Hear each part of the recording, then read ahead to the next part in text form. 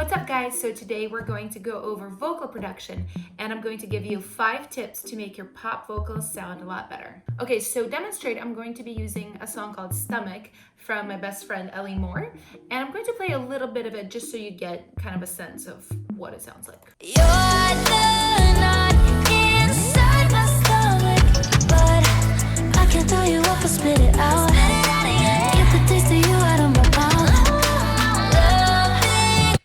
Okay, so my very first tip is to brighten the lead vocal. I'm going to play this lead the way it was before I applied all of the plugins to make it sound brighter and poppier. You're the aching I can't fix. Want you so bad it makes me sick.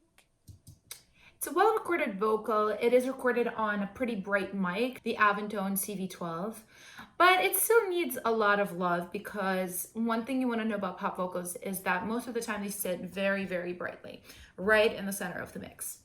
So I'm going to enable my vocal chain, which mostly just really boosts around 10K, really just emphasizes that nice top end, and hear the vocal now. You're the aching I can't fix.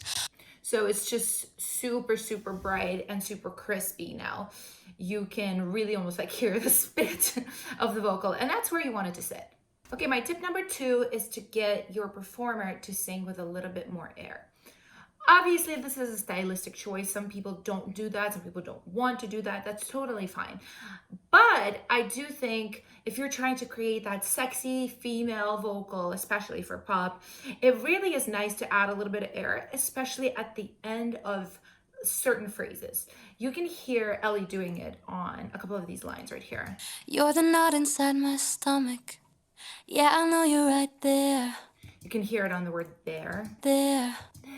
It's got like the exhale in the word. So, and it creates a very, very nice airy texture. Okay, my tip number 3 is to layer your vocals. I picked this song because the last chorus has a lot of layers and I just want to demonstrate how that's done. You're the knot inside my stomach, but I can't throw you up or spit it out. Get the taste of you out of my mouth. Love. So the first thing I will tell you about this is because this is produced with an eye toward being like a pop banger, really, really crisp vocal, big vocal in the choruses. There are a lot of things layered as far as doubles. So there's Elli singing doubles and then there's actually me singing doubles for a different texture. I'll solo these real quick. You're the knot inside my stomach, but So that's her voice. I also did some as well that were a little bit airier. you're the knot inside my stomach. Kind of sounds a little like screwy solo, but it does add the texture when it is all soloed. So, and it's got a low double as well, low octave. I can throw you up or spit it out.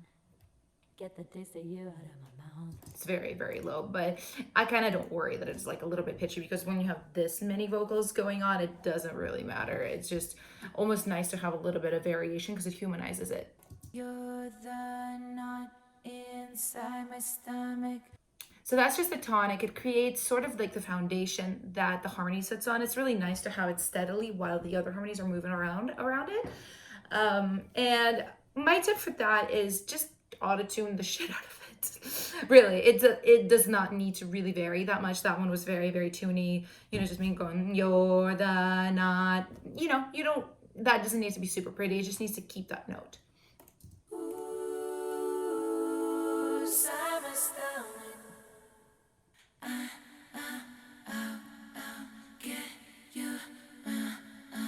So that's a BGV section that I did that I really like, especially these kind of like do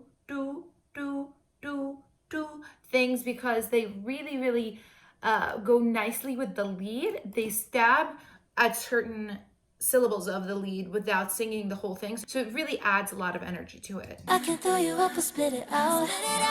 Get the taste of you out of my mouth. That's it cranked up, you know, and it's obviously not super obvious in the mix, but I always notice things like that in other people's productions and I go, I see what you're doing. So another thing I want to talk about is the ad-libs for most pop, for most R&B. You do want to get some ad-libs, especially if you have a great singer like Elli. So, you know, there's really no rules about writing ad-libs. A lot of the times they do sit a bit higher than the melody, but it doesn't have to be so. A lot of the times they repeat a line that is in the chorus, like let's say just previously before, or just randomly one of the lines or the title or something like that. But again, it doesn't have to be that. It could be something else, could be a different lyric, could be ooh, eh. The thing about ad-libs, they're just very, very creative. So I would really encourage you guys just to have fun with them and just go with the gut and what feels right. I do really like this ad-lib section right here. You're the knot inside my stomach, but I can. So in some of these are more created ad-libs, like this one.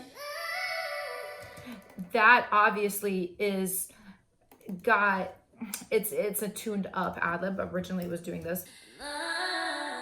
But I heard it as this, like, you know, more of a robotic, more of a like effects kind of thing. So I did pitch it up. We've got, this is an ad-lib that has harmony on it, which I just really felt like was a good vibe for it. This ad-lib has a little bit of isotope vinyl on it to give it that older sound. It's just tuned down to year 1930. And that's one of the things you can do too, is you can add a lot of different effects to your ad-libs. I do have a tracker here of just little verb stabs. And it's got little altar boy on it, just tuning down the formant to give it that man voice. All right, my tip number 4 is dynamics. And I'm mostly gonna talk about the lead vocal and the recording of it. So obviously different styles have different techniques, but I would say for most pop, you do want to have a nice dynamic between choruses and verses. So you guys just heard the chorus. I'm going to play the verse though. I don't mean to come off like I'm emotionless. I don't mean to freeze up on the spot. Big difference in volume and energy between this and this. You're the knot inside my stomach. So it sounds like it's self-explanatory, but I think when you work with singers, a lot of the times, especially if it's a newer singer, they really want to just like belt and showcase what they can do. And it's really important to keep the dynamic in mind, to keep the song building as opposed to staying kind of in that same spot. So, you know, most of the time for pop, we build it to where the verse is kind of soft, the pre-builds up. The chorus right here, we did a softer chorus on the first and second choruses and a more dynamic chorus for the last chorus. You can compare it here. You're the knot inside my stomach. It's softer. You can hear her lead. It's a little more relaxed as opposed to this. You're the knot inside my stomach. So my last tip is going to be to use the vocal as an instrument. If you have a great singer, I would strongly recommend playing with the vocal, not just doing, you know, your normal lead and doubles and harmonies and stuff like that, but you could do things like vocal pads that basically will replace instruments. For example, in this bridge section right here, we have a vocal pad section that it's a really nice, almost like an orchestral part. Like if I were producing more of an orchestral style, I would have strings doing this, but this is done with a vocal, which I think is nice for a pop type genre.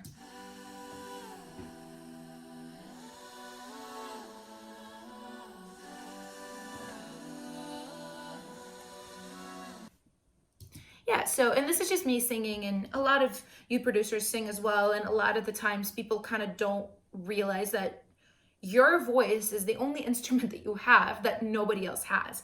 So that's why I do sing on a lot of the artists that I work with on a lot of their records, because it just adds a unique touch to it. That was my video about my 5 tips for awesome pop vocal production. If you guys have any tips, let me know, ask me questions, and I will see you in the next video.